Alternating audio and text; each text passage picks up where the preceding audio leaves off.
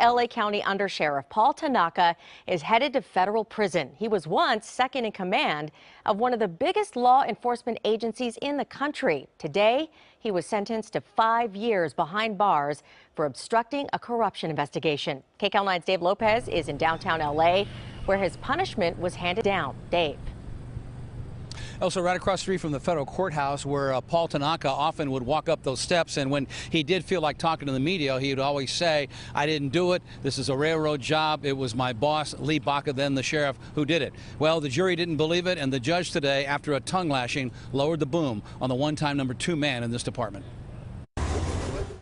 Paul Tanaka, the one-time #2 man in the LA County Sheriff's Department who ran for sheriff, is now going to federal prison for 5 years. And the judge who sentenced him, Percy Anderson, gave him a tongue lashing, saying, among other things, quote, "Ambition and arrogance was more important than following the law." That's what he said. We, of course, disagree with that.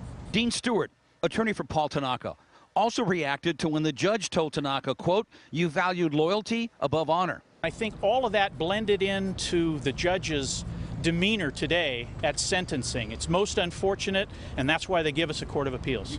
The sentence today demonstrated that indeed no one is above the law. U.S. Attorney Eileen Decker said the case against Tanaka was built on solid evidence. His actions harmed the sheriff's department, harmed law enforcement everywhere. After a month-long trial, it took a jury less than an hour to convict Tanaka of obstruction of justice and conspiracy to obstruct justice. All of it surrounding an FBI investigation into alleged jail abuse at the LA County Men's Jail. Inmates being beaten. And it had to do with an inmate acting as an FBI informant with a smuggled cell phone. Tanaka, according to the evidence, spearheaded the effort to keep all the information from the FBI. And the judge said today the evidence against Tanaka was overwhelming. Paul is a brave, stoic guy, and he took the sentence in that manner. Tanaka never said a word in court, and he never said a word arriving in court or leaving.